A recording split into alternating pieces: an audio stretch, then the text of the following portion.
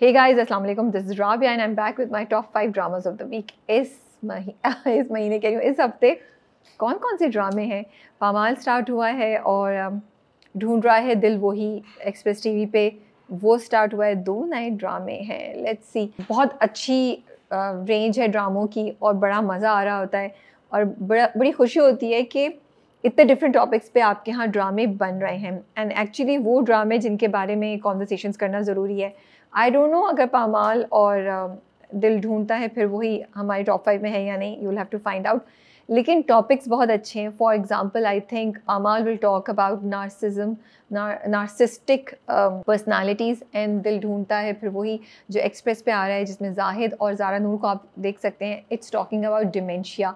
Actually उसमें बहुत topics हैं. उसमें बुलिंग है, उसमें प्रॉपर्टी के डिस्प्यूट का है, उसमें स्कूल में बच्चों के साथ क्या होता है और औरतें घर पे जब रहती हैं और जब कोई मसला आता है तो फिर what do they do. So it's touching upon so many topics and it's so nice to see कि हमारे राइटर्स और डायरेक्टर्स और हमारे प्रोड्यूसर्स अब ये रिस्क ले रहे हैं.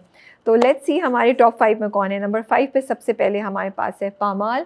इसमें सबा कमर हैं, उस्मान मुख्तार हैं and it's written by Zanjabeel and directed by Khizer Idrees. It's very nice.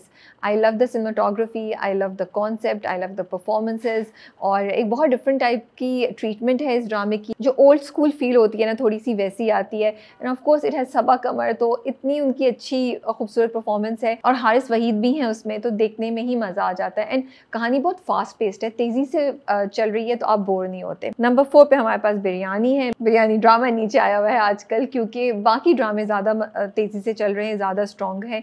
और दूसरा ही कि बिरयानी का वो टाइम है जब आप दो लोगों की दूरी दिखा रहे हैं, तो वो दूरी में थोड़ा सा स्लोनेस आ जाती है और आप देख रहे हैं कि निसा और मीरान जो है वो किन इमोशन से गुजर रहे हैं. वो एक दूसरे को मिस भी कर रहे हैं, एक दूसरे को याद भी कर रहे हैं and they are going through this challenge of trying to adjust with their environment. Performances again great. Ramsha की भी, खुशहाल की भी एंड सरवत की भी बहुत खूबसूरत कॉन्वर्सेशंस भी हो रही हैं और बहुत खूबसूरत परफॉर्मेंसेस भी हैं. नंबर 3 पे हमारे पास है जिनकी शादी उनकी शादी. तो सी मेरे मुँह पे स्माइल है तो मज़ा भी आ रहा होता है एंड कहानी आगे बड़ी इंटरेस्टिंग होती जा रही है, बड़ी सीरियस होती जा रही है कि अच्छा ये चक्कर क्या है. और वही बात कि अच्छा खुशी और अली की जो स्टोरी है. Then there is Zara and there is Asad. उनका एक अपना ही कपल है और कपल वाइब्स हैं, तो बड़ा मज़ा आता है. तो इस बार की एपिसोड मुझे कहीं कहीं थोड़ी सी डिप लगी थी. मुझे वो चाउमिन बाबा वाला बिल्कुल मज़े का नहीं लगा, लेकिन बाकी चीज़ें बहुत अच्छी थी और मज़ा आ रहा था. तो the drama is going very very strong. Number 2 पे जाने से पहले हम करेंगे best director which goes to Ali Hasan for Jama Taqseem this week. I think amazing direction. The way he played with our emotions, the way he played with the editing, with the scene. I am sure ये screenplay में सब कुछ लिखा हुआ होगा और writer Sarwat नज़ीर को बहुत क्रेडिट जाता है इस सब चीज़ों का.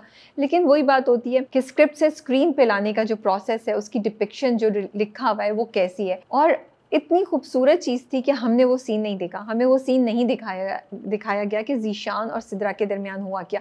हमने सिर्फ वहाँ से देखा जब सिद्रा दरवाजे से भाग के बाहर निकल रही है. And then it's Sidra's emotions, it's Zeeshan's emotions, उसकी परफॉर्मेंस, इट्स कैस, उनका रिएक्शन जिसने हमें उस हॉरिफिक इवेंट के बारे में कुछ बताया कि शायद कुछ हो सकता था और सिद्रा बाल बाल बच गई है. इवन दो आपने नहीं देखा, इवन दो ड्रामे ने नहीं दिखाया, लेकिन आपके इमोशंस ऐसे हैं जैसे you gone through it and you feel for Sidra.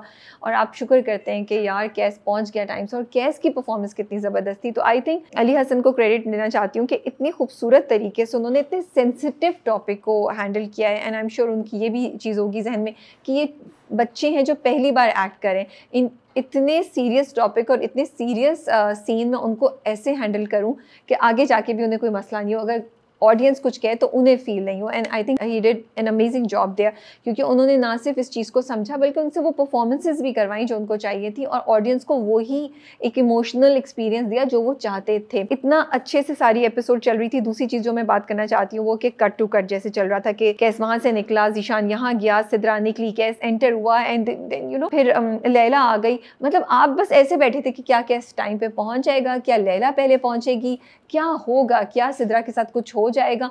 तो ये जो टाइम के एलिमेंट उन्होंने डाला ना, आई लव्ड इट. इतना अच्छा था, बहुत ज़बरदस्त था और बहुत मज़ा आ रहा था देखने में. आप आपको ना इमोशनली इंगेज किया हुआ था ड्रामे ने, आपको क्यूरियस किया हुआ था, आपके जहन में इतने सवाल थे और आपको स्ट्रेस भी हो रहा था, आप इंटरेस्टेड भी थे, तो इतने इमोशन से हमें गुजारा है ना। That's why I love this whole episode and I think the credit goes to Ali Hasan for directing it so beautifully and with such sensitivity. Number 2 पे हमारे पास है Case number 9, going very strong and amazing चीज़ यही है कि वो एक इंटरटेनिंग और एंगेजिंग कहानी के साथ साथ हमें बहुत कुछ सिखा भी रहे हैं। जैसे एपिसोड जो सेकंड वाली आई इस हफ्ते की, उसमें कितनी इन्फॉर्मेशन थी लोगों के लिए जो मुझे भी नहीं पता थी। और बड़ा अच्छा है कि एक ड्रामा आया है जो ना सिर्फ एक बहुत इंपॉर्टेंट टॉपिक पे बात कर रहा है, वो उस टॉपिक को बहुत सेंसिटिवली लेके चल रहा है और उसके साथ साथ वो इतने खूबसूरत तरीके से लोगों को इन्फॉर्मेशन दे रहा है जो शायद हमें नहीं पता। और सिर्फ ये नहीं कि अगर खुदा ना खास्ता किसी के साथ ऐसा हो, अल्लाह ना करे कभी किसी के साथ ऐसा हो, लेकिन हमें लॉ, कोर्ट और कोर्ट की प्रोसीडिंग्स के बारे में कितना कुछ पता चल रहा है हमारा, क्योंकि जब हम ऐसी चीज़ देखते हैं तो हमारा जहन खुलता है। तो I think case number 9 is doing an amazing job and it should be watch. अगर आप नहीं देख रहे हैं प्लीज़ देखिए। And then performances are so great, इतनी ज़बरदस्त परफॉर्मेंसेज है, मज़ा आता है। नंबर 1 पे जाने से पहले हम करेंगे best actor male and female. Best actor male goes to Talha Chauhar as Qais in Jama Taqseem. I think Talha did an amazing job. The way उन्होंने सिद्रा को पकड़ा, गले लगाया, द वे ही से सिडी, और जितना उन्होंने जाके लैला को बोला कि तुम सिद्रा का ख्याल रखो, एक एक इमोशन उनका सही एक्सप्रेशन से डिलीवर किया गया और हमें पता चल रहा था कि इस वक्त कैस कितना अपने आप को कंट्रोल कर रहा है। उसको like so many things going in his mind Sidra के लिए, ज़ीशान का shock and embarrassment, stress, challenge, क्या करूं। फिर वही शर्मिंदगी कैस की जब लैला उनसे कमरे में बात करने आती है, वो बाथरूम में चले जाते हैं, फिर दूसरे दिन भी like he is going through so many emotions as this person जो अपने माँ बाप में, अपने माँ बाप के सिस्टम में, अपने घर में इतना यकीन करता था। उन्होंने ही मना किया था ना लैला को, उन्होंने लैला को क्या बातें नहीं बोली थी। अब उनको एक डिफरेंट साइड नज़र आ रही है अपनी फैमिली की, इस सारे सिस्टम की, जिस सिस्टम को उन्होंने जिया है उस सिस्टम की एक और साइड आपको नज़र आए तो आप कैसे टूट जाते हैं। आप अपने आप से नज़र नहीं मिला सकते। वो तो लैला है जो पहले से कह रही थी कि कुछ गलत है।